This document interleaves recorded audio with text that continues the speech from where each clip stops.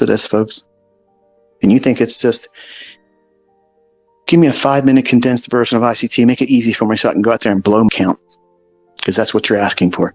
Give me another shortcut excuse for me to go out there and try to do something I'm ill prepared to do. But we'll call it fucking skill if I'm lucky. I know it doesn't sound good sometimes hearing it like that way, but folks, listen, that's just exactly what I needed to hear when I was coming up. There was nobody to do it. I didn't know nobody that had excuse to do not do this because this is what will happen. I was going through it myself. I was a poster child for fucking blown accounts, failing, fearful of this, doubting myself, all that stuff. Do you see those characteristics in me today? Do you hear them in me today? Fuck no. I'm always referred to as the most arrogant fucking pompous prick there is in trading. Because I know my shit will work. I know when it will work. That's a level of confidence that you just can't get in a book. You can't go to a workshop. A guru can't teach that to you. You earn that shit. You earn it. You acquire it through sweat, work, diligent approach to studying, adhering to fucking rules, and abstaining from things that are wasteful, time-consuming, fucking negative horseshit. You cut all that stuff out. If you're listening to me today, you're on the right fucking path. You're doing that very thing. So many people are still sleeping in because they got fucking drunk last night. Some of you are probably hungover listening to this thinking, shit, I wish I wouldn't have been fucking so hungover. This would have been a better space.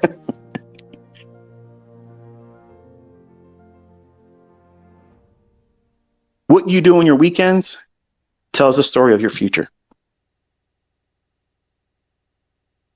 And that's the truth. Your free time away from the man, the slave shop, the sweatshop, the cubicle across from fucking Carl.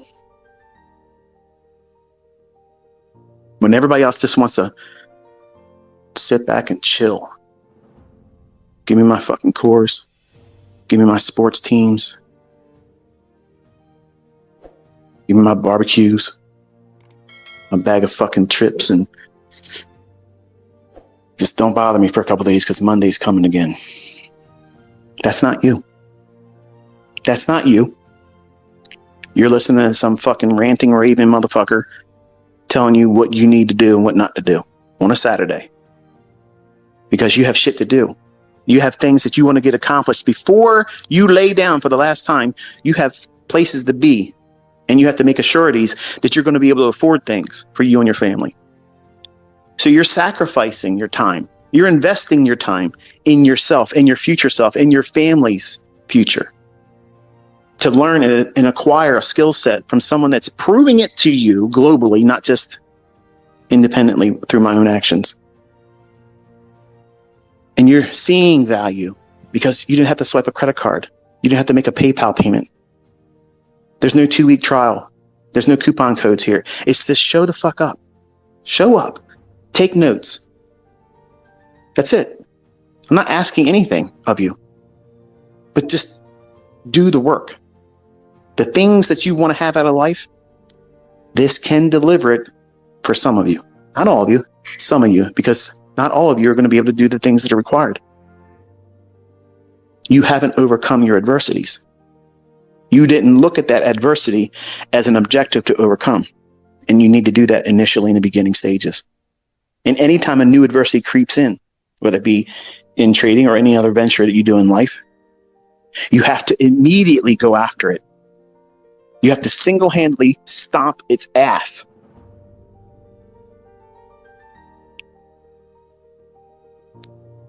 Everything you do is a decision. You need to ask yourself before you do it, how is this decision going to impact me? Not just today. How is it going to impact me for the coming week, coming month, coming year? How is it going to affect me as a person of character, of principle? Is this a waste of my fucking time? Am I wasting my time? Am I putting any waste of time in this venture or providing time to someone that's not going to yield me a return on my investment. If you're not getting something out of that, don't do it. Don't feel bad about it either. Don't even apologize. Just say, I don't have time for this. I got to go. What a rude ass motherfucker. Fuck off. You don't have to say it verbally. Wipe your feet off and leave them right where they're standing. Because the enemy likes to creep in and steal time. Cloud your mind. You won't see the opportunities in front of you, which is why he brings adversity. And adversities are just simply opportunities for you to exercise what you're already growing stronger in doing, which is overcoming. Trading is overcoming uncertainty. I embrace uncertainty. Every successful trader embraces uncertainty. You have yet to see it that way because it's fearful. That darkness on the hard right edge of that chart, that's uncharted waters. You've never been there before. None of us have. That hard right edge right now, where every market you're trading, whatever it is, that's all uncharted territory.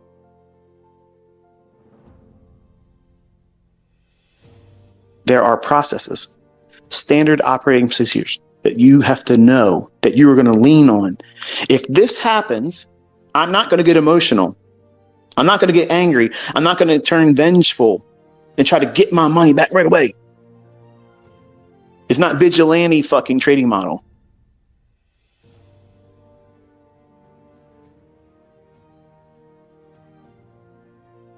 All these things maybe haven't been given much thought up until today. And I'm hoping, at least it's been my aim today, to try to put a spotlight on how we are to think about these things and not view them as reasons why not to bother or to be fearful in our attempts in trying to improve. Because that's a lie. That's why they're presented to you as an adversity to talk you out of it. Don't bother trying. It's not worth it. Don't worry about trying to do it. You know, imagine how much better you'll feel if you just live your life, accept the fact that what you have is the best it's going to ever be. At least you have Saturday and Sunday to live your life in lack and be content with that TV channel that shows those men running around chasing a fucking piece of dead pigskin inflated and getting paid with an industry identity that never pays any income taxes. You're making all these people rich, giving them your fucking time instead of doing the things that can make what they make as a salary and live a short life. You can live a well-enriched life, not beating yourself up, not enriching these fucking jokers. And all that time that you have on the weekend that you're giving to these people in advertising revenue by your spectatorship of whatever the fucking shit is that they're doing, you're building a legacy of wealth behind you. So if you do lay down your head prematurely, you have something to leave your children. You have a roadmap for them to follow. Listen, daddy, mommy, whatever it is, I walked this path. I should be an encouragement to you. Do what I did. Learn how I developed and do these types of things. That's how you leave a real legacy. Not going on social media flaunting, saying you're rich and look where I live and look what I drive and act a fool. Rich overnight type thing, but I've never promised that. I did state that if you slowed your roll, okay, if you went at a little bit more realistic pace and didn't put too much pressure on yourself, look for one good setup. One setup that meets the criteria that you have.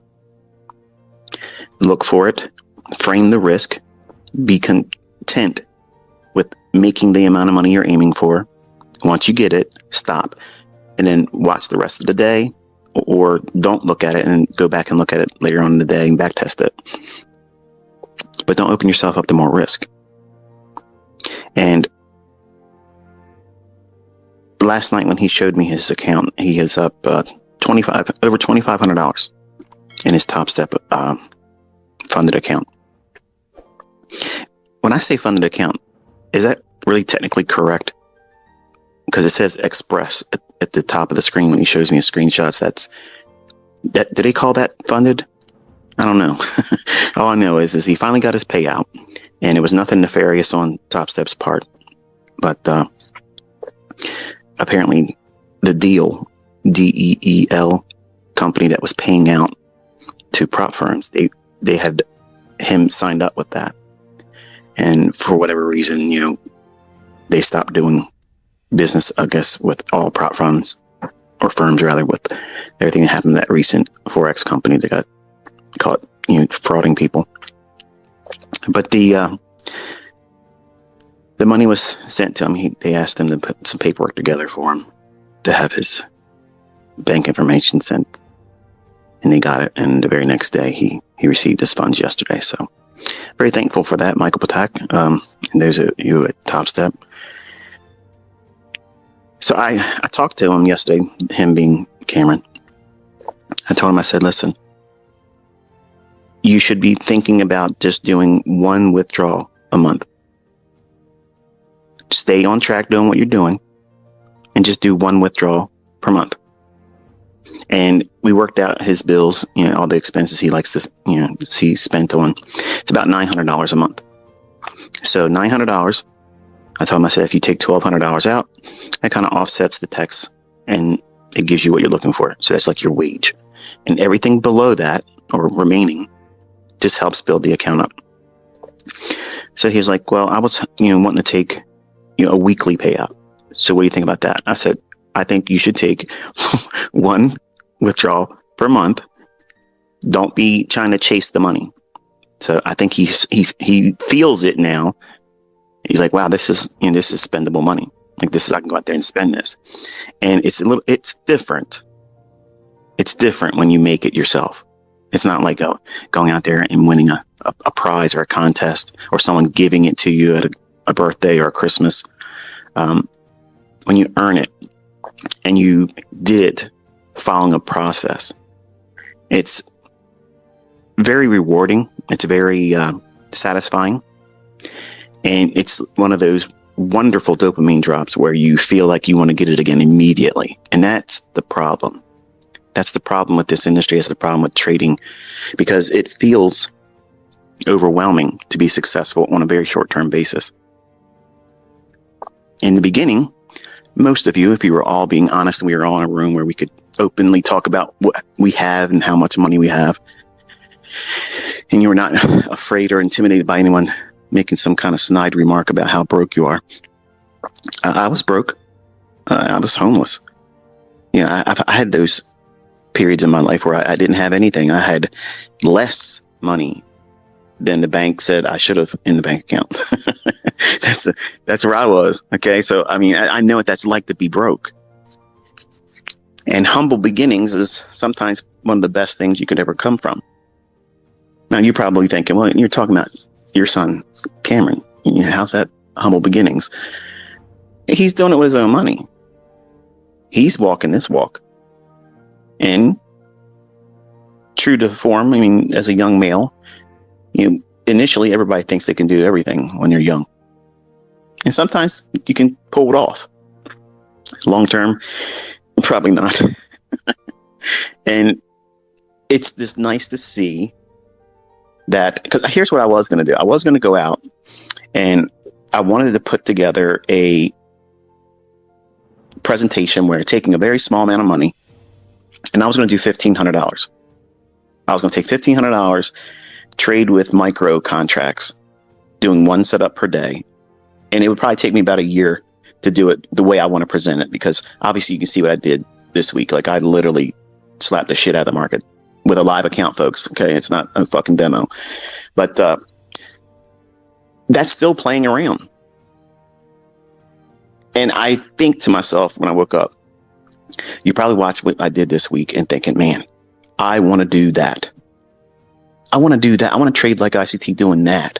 I want to make $35,000 in one day. I want to do $60,000 in a week. I want to make $140,000 in 5.5 weeks. I want to do that. I want to do those things. I want to sit down with you today and just calmly remind you that what's wrong with making $2,500 in 3 weeks? Are you doing that right now? How many times have you tried to make money, big money, and you were denied? Maybe you did have a win here and win there that made you feel like, okay, I got it figured out. The next trade I'm going to take, I'm going to make this much more. I got a target. I got a money management idea that the aspect of growing to this number, that's the management program. Not, I got to be around long enough and be able to weather the storm of losing trades because you're new. For the last 3 weeks, I've sat with my youngest son and I explained to him, I said, listen, when you look at these candlesticks, it doesn't mean anything to you, but I want you to tell me what you think it's going to do, go up or down from where it's at. And we sit with a demo account and we'll push and we'll see if he's right or wrong. And I want him to feel what it feels like to have that feedback of, okay, it did what I told him, or not what I told him. It did what I wanted to see it happen in the marketplace. And I ask him, now, what does that make you feel like? Does it feel like you imposed your will on the marketplace? Like you somehow made that happen? Or does it make you feel uncomfortable that you thought it was going to do something and it didn't do it and it denied you? And it's a worthwhile experience for him because he's 16 years old. He's a little bit slower in his development from a vaccine injury. He's not debilitated or anything like that, but he's notably slower than all my boys. And we take our time with him, and I want him to see, looking at these charts, as close as possible. And please don't take what I'm about to say out of context, because I can't stand when people try to teach it as a video game. But I want to inspire him to look at it, to have an interest in it, because he doesn't have an interest in it.